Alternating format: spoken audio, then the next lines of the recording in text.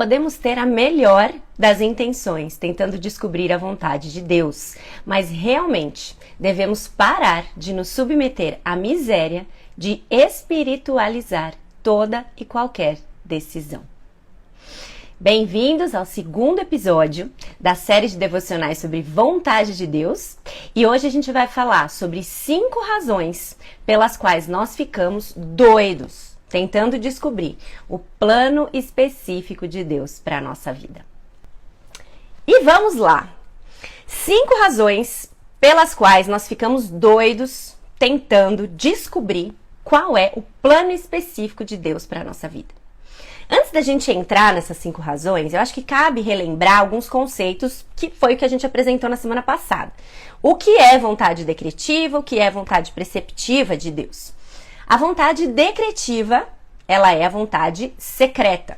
É o que Deus já determinou que vai acontecer. Eu não sei os detalhes dessa vontade decretiva, mas Ele sabe. Ele sabe antes de qualquer um dos nossos dias acontecerem. Deus já os conhece todos. Nós vemos isso no Salmo 139. Ele sabe, e porque Ele sabe e eu conheço o Deus que eu tenho, a minha resposta é confiar. Eu confio nele. Essa é a vontade, eu confio nele em sua vontade decretiva. Na vontade preceptiva, eu tenho os preceitos, preceitos, que Deus quer que eu siga. Como eu conheço essa vontade preceptiva? Eu conheço por meio da Bíblia, da palavra de Deus. E quando eu obedeço a sua palavra, eu estou seguindo a vontade de Deus. Eu estou andando de acordo com a vontade de Deus. Essa vontade, a vontade preceptiva, ela é revelada. A outra vontade, a vontade decretiva, ela é secreta. E nós, com frequência, buscamos a vontade da direção de Deus. E esse é o convite para confusão. Um convite para confusão, para angústia, para indecisão, para passividade, porque nós precisamos lidar com o fato de que Deus não escolheu revelar a sua direção específica para nós. E por que a gente busca esse plano específico tanto assim? Por que a gente quer tanto descobrir e conhecer o plano de Deus para a nossa vida? Primeira razão, porque nós queremos agradar a Deus. Nós queremos agradá-lo. É um desejo genuíno, não é uma coisa ruim. Muitas vezes, lá no fundo do coração, num coração sincero, o nosso desejo é descobrir o plano de Deus para nós, para que a gente faça o melhor para Deus. Fazer o que o agrada. E por isso é que a gente se pergunta tantas vezes, será que tomando essa decisão, esse é o melhor que eu poderia fazer? Essa é a melhor decisão que eu poderia tomar? Porque se ele tem alguma coisa maravilhosa para mim, eu não quero desapontar o meu Deus tomando um rumo diferente do que ele planejou. Eu não quero ser enfermeira se ele tem para mim as artes cênicas. Eu não quero morar na praia se o que ele tem para mim é uma vida no campo. Nós queremos fazer o que Deus quer que a gente faça. E isso é bom. Isso não é ruim. Isso é bom. Mas, como a gente já viu e vai continuar vendo ao longo das próximas semanas, não é assim que a vontade de Deus funciona. Não é assim que a vontade de Deus funciona. A gente pode ter a melhor das intenções, tentando discernir ou descobrir a vontade de Deus, mas a gente precisa parar nas palavras do Kevin DeYoung, de nos submeter à miséria de espiritualizar toda e qualquer decisão. E aí, como ele mesmo continua no livro, a nossa piedade desviada, ela torna o caminho de Deus mais misterioso do que ele pretende ser. Então, sim, nós temos um coração sincero, muitas vezes, e queremos agradar a Deus? Sim. Mas isso não significa que toda decisão que a gente precisa tomar precisa ser espiritualizada a tal ponto que isso se torna um mistério que a gente só pode se mexer quando a gente tiver clareza total dos próximos passos. Então, essa é a primeira razão. A segunda razão é porque nós somos tímidos ou cautelosos demais. Ou pelo menos alguns de nós são. Nem todo mundo é assim. Nem todo mundo tem essa timidez. Se você pensar, por exemplo, nos empreendedores, muitas vezes esses empreendedores não têm. Às vezes tem também, mas muitas vezes não. Não é característica de um empreendedor essa timidez e esse excesso de cautela. Mas alguns de nós são assim. Alguns de nós são assim. Alguns cristãos, eles precisam ser encorajados a pensar antes de agir. Essa talvez seja a frase mais comum que a gente ouve. Você precisa pensar antes de você agir. Mas outros de nós precisamos ser empurrados a agir depois de tanto que a gente pensou. E essa razão normalmente é um motivo também. A gente pensa e a gente só vai dar o passo se a gente tiver todos os elementos de uma questão. E a gente nunca vai ter. Muitos cristãos têm se tornado paralisados pela indecisão e pela inatividade. São cristãos que se recusam a tomar uma decisão se eles não conhecerem, como eu acabei de falar, todas as variações possíveis, todas as nuances do cenário, todos os fatos possíveis e uma certeza quase que completa que tudo vai dar certo. Se eles não tiverem essa certeza absoluta de que tudo vai dar certo, eles não se mexem. Conhece alguém assim? Se identificou com esse relato? Alguns cristãos têm as melhores das intenções quando eles tentam descobrir a vontade de Deus, mas eles são cautelosos demais. Talvez até um pouco medrosos, mas essa é uma outra razão que a gente vai ver um pouquinho mais pra frente. Nós precisamos ser exortados nesse sentido. Nós não vamos ter todos os elementos para tomar uma decisão. E muitas vezes esse excesso de cautela nos paralisa.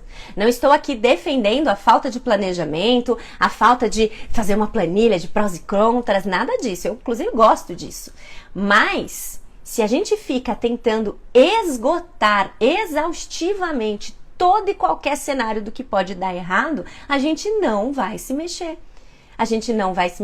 E muitas vezes a gente não se mexe por esse excesso de cautela e diz que a gente está esperando o quê? A confirmação de que é a vontade de Deus. A confirmação de que esse é o caminho melhor. E Deus não trabalha dessa forma. Vimos exemplos após exemplos disso. E a gente vai ver mais alguns daqui a pouco também.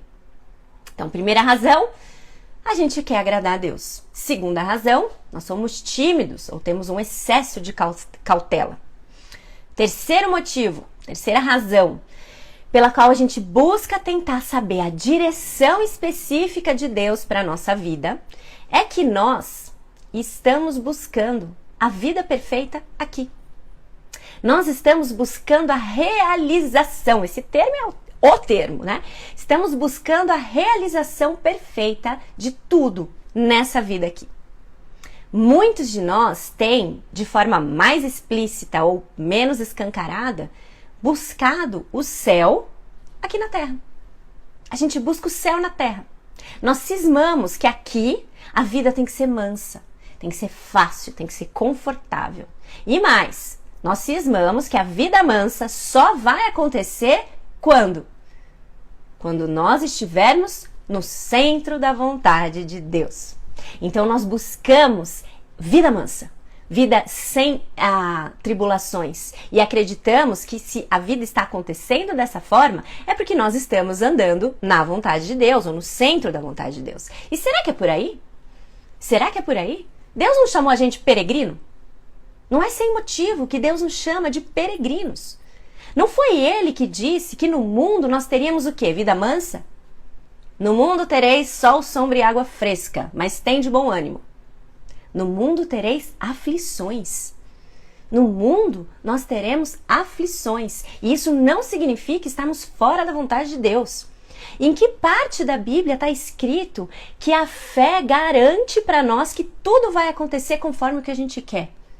Onde está isso na Bíblia? Mas a gente colocou isso no nosso coração e a gente então coloca como termômetro uma vida perfeita e sem problemas. E se ela não está acontecendo desse jeito, é porque a gente não está na vontade de Deus. Ou a gente espera a confirmação de que uma decisão nossa vai trazer frutos que são só vida mansa, encaramos isso como uma resposta de que essa é a vontade de Deus. Fé em Jesus não garante vida mansa. Fé em Jesus não garante vida mansa. Se você tem dúvida, corre lá comigo para Hebreus, capítulo 11. Vai comigo lá. Hebreus 11. Desconfie de qualquer abordagem teológica ou qualquer fala da Bíblia que fala para você que viver com Jesus é uma vida sem problemas. Não é. Não é. Hebreus 11. Nem sempre tudo vai acontecer conforme o que a gente quer. Só para você pegar a ideia, mas você pode ler esse capítulo 11 inteirinho depois, vamos ler os 7 primeiros versículos de Hebreus 11. O capítulo que é muito famoso e conhecido como a Galeria dos Heróis da Fé. Talvez você já tenha ouvido isso. Pessoas que foram reconhecidas aqui neste trecho da Bíblia, no Novo Testamento, por conta da sua fé. Veja comigo os 7 primeiros versículos. Ora, a fé é a certeza daquilo que esperamos e a prova das coisas que não vemos. Prova das coisas que não vemos. Pois foi por meio dela que os antigos receberam bom testemunho. Pela fé, entendemos que o universo foi formado pela palavra de Deus, de modo que aquilo de forma que aquilo que se vê não foi feito do que é visível. Pela fé, Abel, lembra de Abel? Pela fé, Abel ofereceu a Deus um sacrifício superior ao de Caim. Pela fé, ele foi reconhecido como justo, quando Deus aprovou as suas ofertas. Embora esteja morto, por meio da fé ainda fala. Pela fé, Enoque foi arrebatado, de modo que não experimentou a morte, e já não foi encontrado, porque Deus o havia arrebatado, pois antes de ser arrebatado, recebeu testemunho de que tinha agradado a Deus. Sem fé, é impossível agradar a Deus, pois quem dele se aproxima precisa crer que ele existe e que recompensa aqueles que o buscam. Pela fé, Noé, quando avisado a respeito de coisas que ainda não se viam, movido por santo temor, construiu uma arca para salvar sua família. Por meio da fé, ele condenou o mundo e tornou-se herdeiro da justiça que é segundo a fé. Continua lendo esse capítulo depois. Continue lendo Hebreus 11 na íntegra depois. Mas só nesses 3 primeiros exemplos de homens de fé, nós vemos que Abel teve fé e ele morreu assassinado. Abel teve fé e morreu assassinado. Enoque teve fé e não morreu. Noé teve fé e todo mundo em volta dele praticamente morreu. É interessante pensar isso, né? Só nos 3 primeiros exemplos. Você pode continuar o capítulo, como eu falei, e relembrar histórias de homens e mulheres de fé cujas vidas não foram esse mar de rosa que você e eu ficamos tantas vezes esperando que seja. Não! Ter fé não significa que a sua vida, ou que a vida das outras pessoas à sua volta, vai ser uma bela maravilha. E a gente não deve esperar isso porque a gente não tem base bíblica para isso.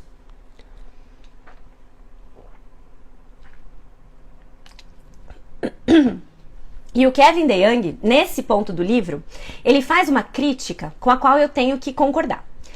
Parece que esse desejo dessa realização, dessa vida perfeita e tal, ela é meio que uma coisa que nasceu, que ele diz que é a geração dele, ele é de 1977, então é uma geração ali crescida ou nascida a partir dos anos 70 e que vem se estendendo nos anos 80, 90 e parece que cada vez mais forte isso, de achar que tudo nessa vida tem que ser fácil, ou que tudo nessa vida tem que ser de mão beijada. Aí eu tava lendo o livro dele e eu me identifiquei com algumas coisas e lembrei de um exemplo, gente. Quando eu tava na 7ª série do ensino fundamental, eu não vou falar ginásio porque vai ficar muito pesado pra mim isso, mas quando eu tava na 6ª, 7ª série do ensino fundamental, eu morava em Atibaia e quando era aniversário da cidade, em junho, quem desfilasse no desfile de aniversário da cidade ganhava meio ponto na média. Se você desfilasse. Sabe aquela coisa da gente super penar para conseguir uma nota, para conseguir média lá? Se tivesse meio que na berlinda, era só levantar no feriado da cidade, ir lá no centro, ali perto da prefeitura, no cemitério, fazer fila e desfilar. Meio ponto na média. E olha só, em todas as matérias, não é meio ponto na nota da última prova, meio ponto na média. Você não imagina quantas pessoas saíam da forca por causa do desfile de aniversário da cidade de Atibaia. Um ano específico, eu não só desfilei, como eu carreguei uma bandeira. E, gente, quando eu carreguei a bandeira, que de fato era pesada, mas a gente tinha luvinha e era um super status, porque você ia na frente, todo mundo olhava a bandeira, e você tava lá, isso subiu para 1 ponto. Um ponto, gente, não na nota, na matéria. E sexta e sétima série, eu lembro que tinha umas matérias lá que eu tinha, sei lá, 9,2, 9,5 de média. Eu ia pra 11 de média, entendeu? Olha só, isso é uma vida meio fácil. E que, na verdade, não é uma crítica, eu super agradeço os professores, a iniciativa do colégio e tal. Mas, gente, a gente tem sido criado e tem criado muitas vezes as futuras gerações, não só para facilitar muito a vida, mas também para que essas pessoas se achem grandes estrelas. A gente não pode mais, de uns tempos pra cá, a gente não pode mais criticar um desenho feio. É claro que aqui não tô falando daquela abordagem cruel que a gente tem com criança, mas respeitando a capacidade que a criança tem em cada idade. Se a criança tem condição, e a gente sabe que ela tem a questão de desenvolvimento e tal, e que muitas vezes ela não faz uma coisa bem feita por preguiça, se a gente criticar, a gente tá podando a criança. A gente não pode criticar um desenho feio, a gente não pode criticar quase nada.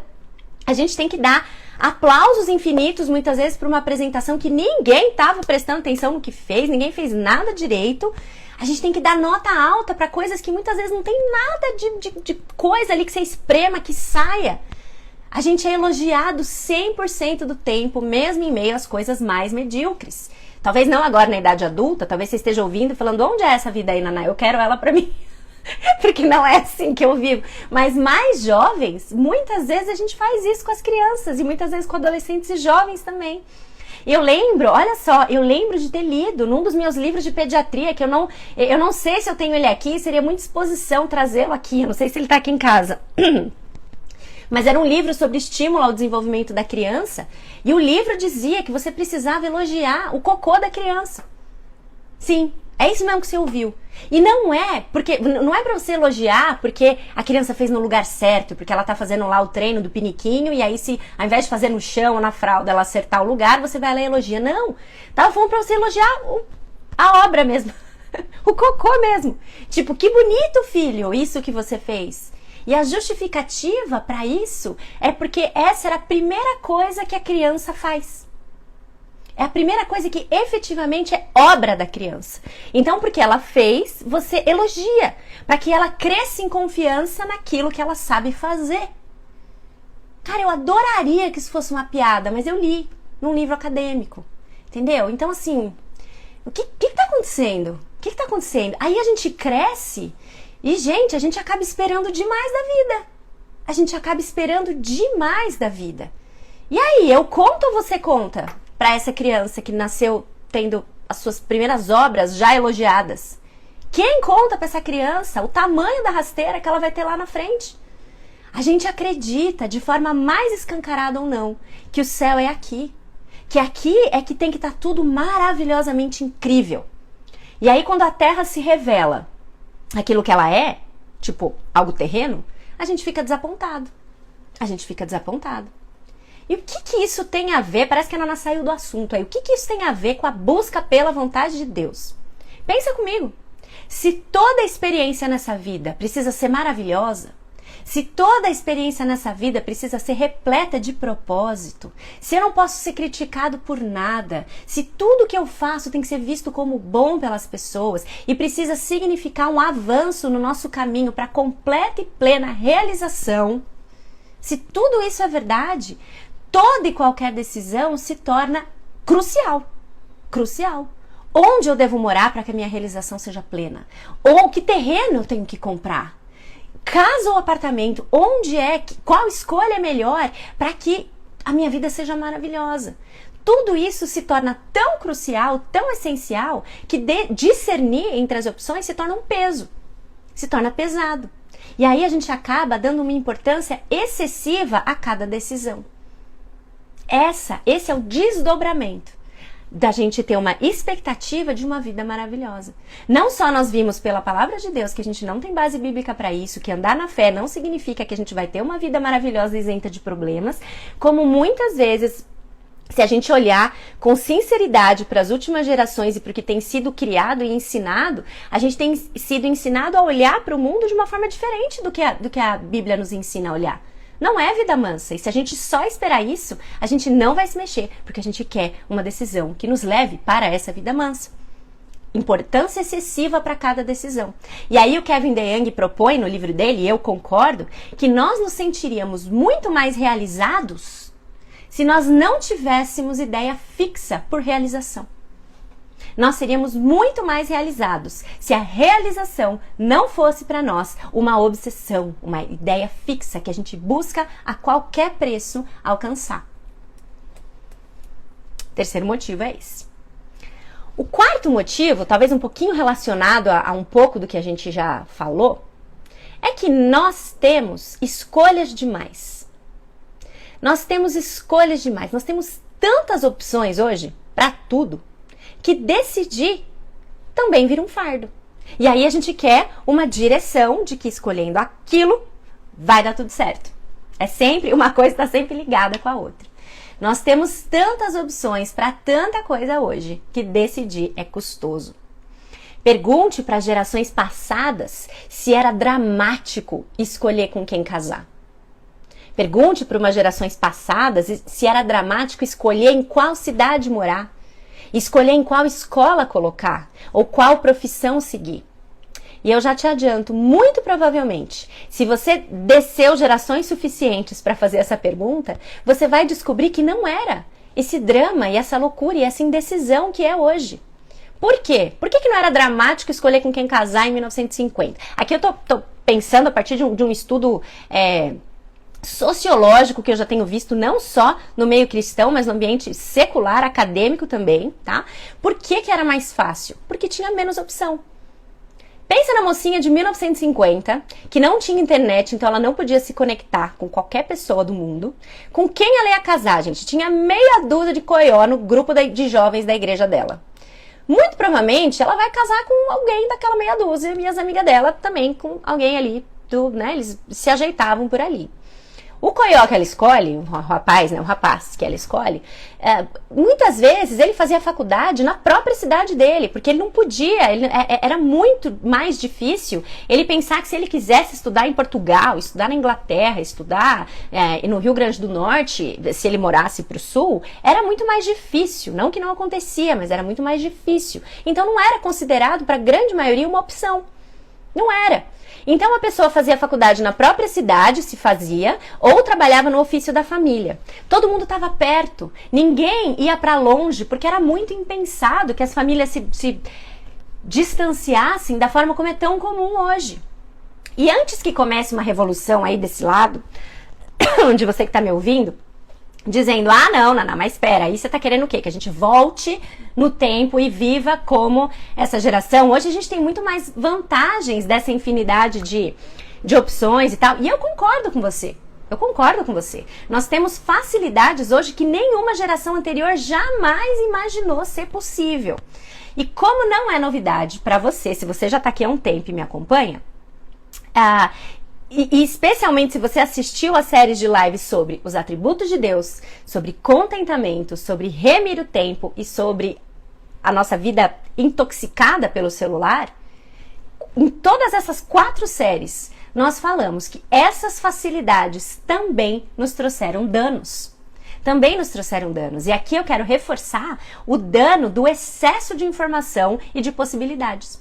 São tantas, mas tantas, quase que ilimitadas, que a gente pode se perder para escolher. E aí, porque a gente fica perdido, nós queremos sinais. Nós queremos alguma prova de que a gente vai fazer uma escolha e o mundo que se abrir vai ser lindo, porque nós fizemos a escolha certa. A escolha que era da vontade de Deus. E isso deixa a gente fadigado. Os psicólogos têm para isso um termo, que é o termo fadiga de decisão. Já ouviu isso? É tanta coisa para você decidir, tanta coisa, tantas possibilidades, tanta opção de tanta coisa, que decidir se torna pesado. Escolhas demais. Eu assisti um documentário, eu gosto, se você fez o Enraizados, só um parênteses aqui, o nosso bate-papo sobre adolescência, eu falei sobre esse documentário lá e eu quero recomendar que você assista. Um documentário chamado Pro Dia Nascer Feliz.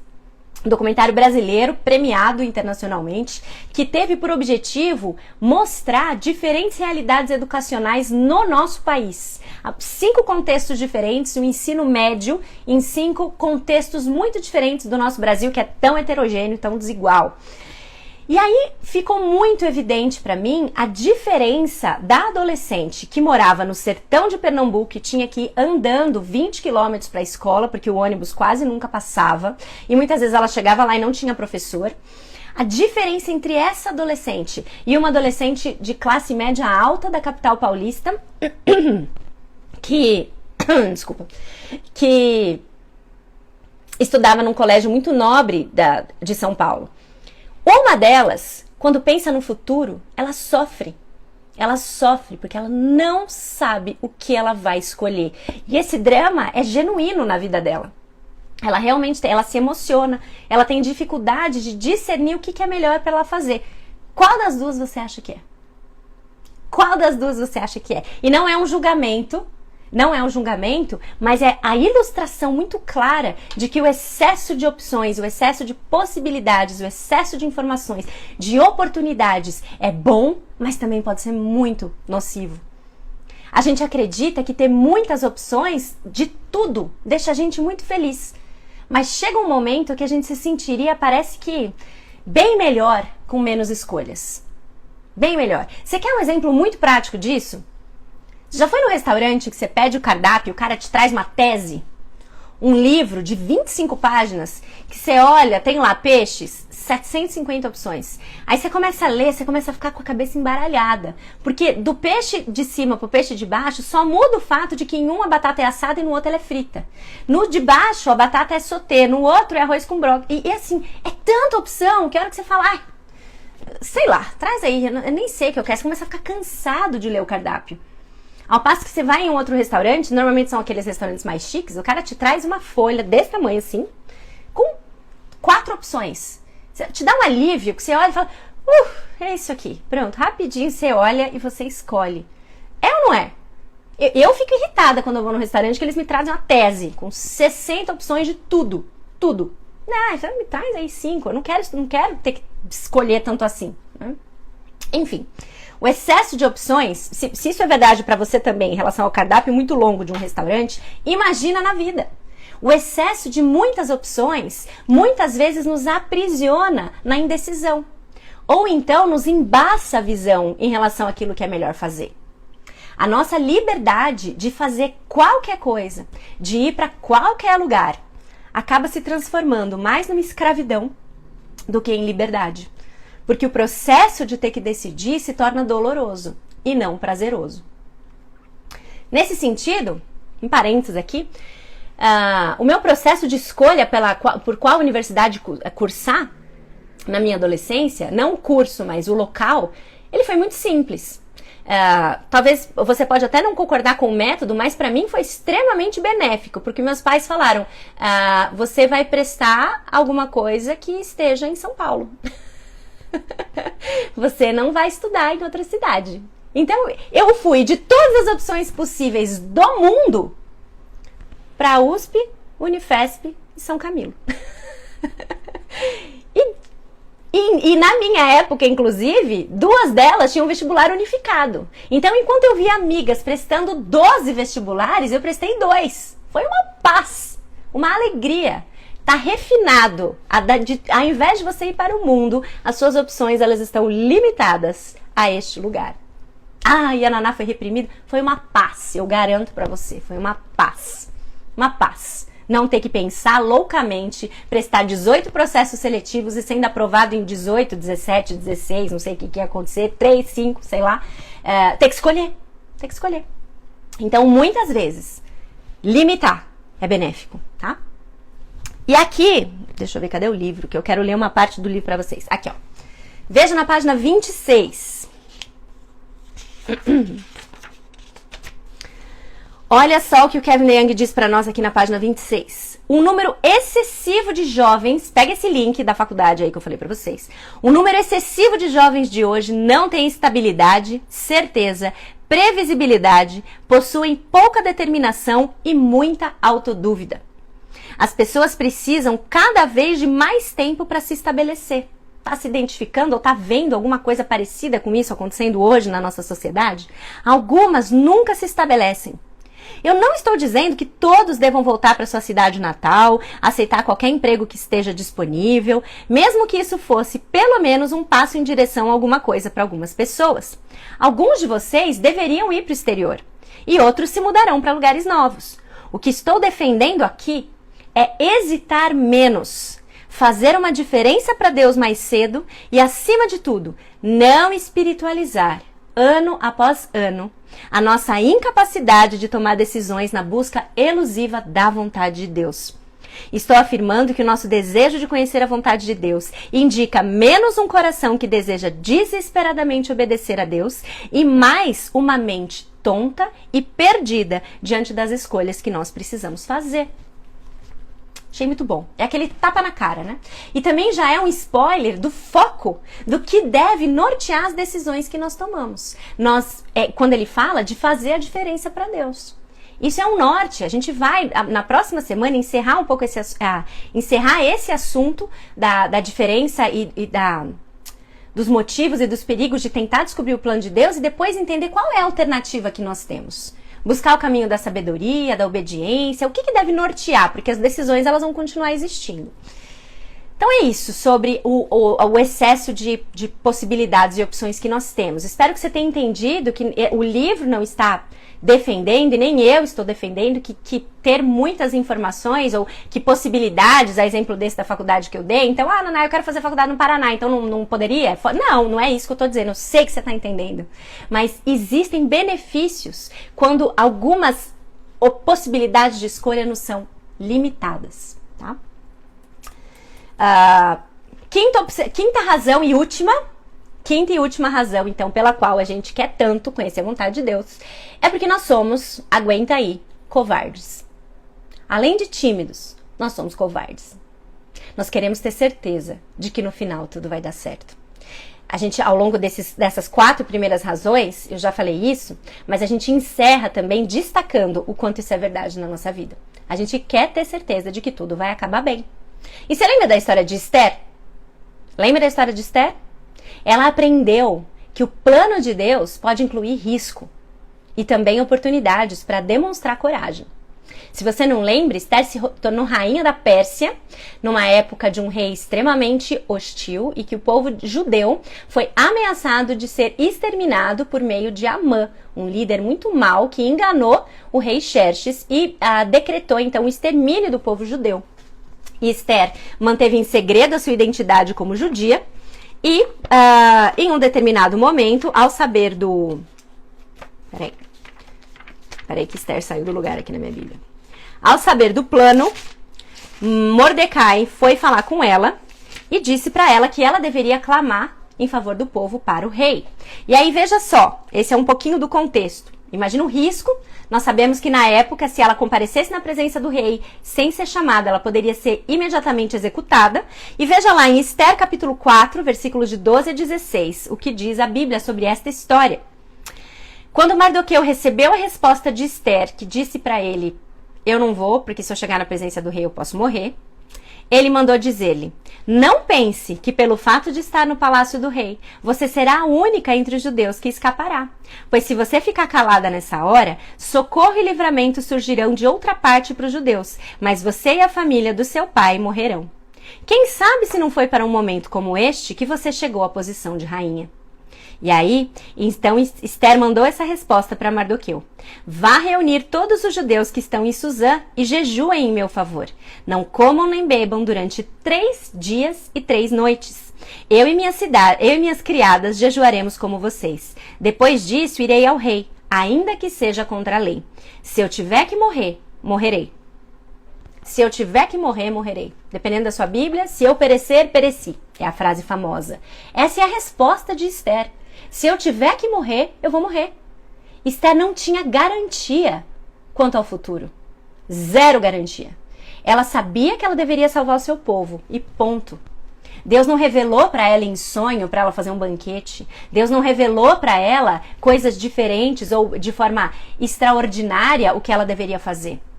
Deus não revelou para ela nem o que aconteceria quando ela falasse com o rei. Também não falou o que ela deveria fazer para abordar o rei de forma a obter o seu favor. Ela teve que assumir um risco. Se eu tiver que morrer, morrerei. Ela não ficou paralisada tentando discernir a vontade de Deus para sua vida. Ela fez o que era certo. Ela avançou sem nenhuma revelação especial de Deus. Nós não somos contados, não nos é dada essa informação de que ela recebeu um sinal ou um sonho, uma revelação de qualquer maneira fantástica e então ela agiu. Não, sem sinal. Senhor, se eu devo mesmo falar com o rei, faça com que Mordecai venha de novo amanhã com uma roupa amarela às 6h18 da manhã. Se ele chegar às 6h17, eu vou entender que não é para eu ir. Se ele chegar às 6h19, eu vou entender que não. Não. Esther foi muito corajosa. E nos falta essa coragem em situações de perigo incrivelmente menores. Esther foi muito corajosa. A gente tem uma coisa por segurança. A gente quer estar seguro. A gente quer estar confortável. E se isso significa não agir, a gente não age. Isso se reflete até nas nossas orações. A gente ora pelo quê? Para que tudo fique bem. Nem tá errado isso. A gente deve orar para que tudo fique bem. Mas muitas das nossas orações se reduzem a: Deus, não permita que qualquer coisa desagradável aconteça. Faça com que tudo fique bem para todo mundo. E é por coisas assim que nós oramos quando a gente quer descobrir a vontade de Deus. A gente não ora por santidade. A gente não ora por justiça. A gente quer que Deus nos diga o que fazer para que tudo seja agradável para nós. Deus, me diz onde morar. Me fala qual é a opção. Me fala o que eu tenho que fazer, vai. Sério, me fala o que eu tenho que fazer. Me fala qual é a escola que eu tenho que matricular meus filhos para que eles não se desviem e fiquem envolvidos em drogas e sexo promíscuo quando eles se tornarem adolescentes. Me fala qual é a escola que tem os melhores amigos para ele. Me mostra qual é a escola que eu tenho que colocar. Me fala qual é o emprego que eu tenho que aceitar. Me fala, me revela para que eu não precise arriscar nada. Esse é o nosso coração, muitas vezes. Muito diferente de Esther. Deus não quer que a gente viva obcecado pelo futuro, porque Ele não trabalha nos mostrando o futuro. Ele fala com a gente por meio das Escrituras e nos transforma por meio da renovação da nossa mente. Lembram da semana passada? Deus não é uma bola de cristal. Ele opera por meio de sabedoria. Devemos parar de pedir para Deus que Ele nos revele o futuro e nos livre de riscos. Eu mesma ouvi o que eu precisava falar para mim. Devemos começar a olhar para Deus. Olhar para Deus, para o seu caráter, para suas promessas. E assim adquirir confiança para assumir riscos em seu nome. Riscos. O desconhecido. Nós temos um Deus onisciente e todo-poderoso. Ele é, nós não. Ele é onisciente e todo-poderoso. Esse Deus onisciente, todo-poderoso, é o Deus que conhece todos os dias da nossa vida antes de qualquer um deles existir. Ele planejou e executa esse plano detalhadamente, dias bons, dias ruins, cada detalhe para o nosso bem, de nos tornar parecidos com Jesus. Quando nós confiamos nesse Deus, nós confiamos na sua vontade decretiva, sem saber qual é. Porque nós sabemos quem é o nosso Deus. E quando nós sabemos quem é o nosso Deus, isso basta. E porque nós confiamos nessa vontade decretiva, isso nos livra espaço, mente e esforço, para que a gente possa se dedicar integralmente a descobrir e seguir a sua vontade preceptiva, sem nos preocupar com um plano oculto que eu precise loucamente descobrir antes de tudo. Então eu espero que hoje, à medida que eu coloquei aqui os 5 motivos que nos levam a querer descobrir esse plano específico, conhecer o futuro a qualquer custo, para então tomar uma decisão, que à medida que a gente conhece esses 5 motivos, a gente se veja livre, que isso nos livre do nosso desejo maluco de querer ter cada aspecto da nossa vida definido e explicitado diante dos nossos olhos, antes mesmo da gente chegar lá. Amém? Sim, nós queremos agradar a Deus, mas nós somos tímidos e demoramos demais para tomar alguma iniciativa. Nós queremos agradar a Deus, mas a gente busca muitas vezes uma vida perfeita, sem mazela nenhuma aqui debaixo do sol. Nós temos escolhas demais e isso nos fadiga, nos confunde, nos faz querer saber loucamente qual delas é a melhor. E nós somos covardes. Nós não queremos correr riscos. nós não queremos correr riscos. Deus tem um plano maravilhoso para a sua vida. Creia nisso. Deus tem um plano maravilhoso para a sua vida. Um plano que vai se desdobrar em provações, um plano que vai se desdobrar em vitórias, à medida que você vai sendo conformado à imagem do seu Filho Jesus. Podemos ter certeza absoluta disso. Mas Deus não opera mostrando o seu plano com antecedência. Às vezes em retrospectiva, raramente com antecedência. Se isso te desespera, confie. Confie, sabe por quê? Porque esse Deus que sustenta o universo com as mãos promete ser o seu sol, o seu escudo, proteger você e carregar você por esse plano que você não conhece, mas ele não. Então vamos parar com essa insistência de querer saber o futuro, de querer saber a vontade de Deus, descobrir a vontade de Deus e começar a viver, obedecer, sabendo que Ele conhece o futuro. Ele conhece o futuro. Semana que vem, a gente vai encerrar essa conversa sobre os problemas com a abordagem tradicional de querer descobrir o plano e a vontade específico de Deus para nós. Semana que vem a gente encerra isso, com os problemas dessa abordagem bola de cristal que muitas vezes a gente tem. E depois a gente vai começar com o contraponto. E entender então qual é o caminho. Como eu lido com esse tema? Como que eu lido com vontade de Deus? Como que eu transito por decisões que eu ainda preciso tomar e etc. Combinado? As pessoas estão me perguntando dos livros. Se você for sair agora e for para o Instagram, pro meu feed do perfil Filipenses 48, você vai ver que tá lá já postado, mas eu tenho eles aqui também. Faça alguma coisa, uma abordagem libertadora sobre descobrir a vontade de Deus, escrito pelo Kevin DeYoung, ó, o meu negócio aqui, escrito pelo Kevin DeYoung. Tô tentando tirar a luz daqui. Escrito pelo Kevin DeYoung, publicado pela editora Cultura Cristã. E o segundo, Tomando Decisões Segundo a Vontade de Deus, do Heber Campos Júnior, editora Fiel. Certo? Boa semana para vocês. Que Deus nos abençoe à medida que nós nos debruçamos sobre esse tema, descobrimos algumas coisas, que Deus nos ajude a sondar o nosso coração e ver quais dessas 5 razões nós estamos caindo. Nos vemos na próxima semana. Deus te abençoe e até a próxima. Tchau, tchau.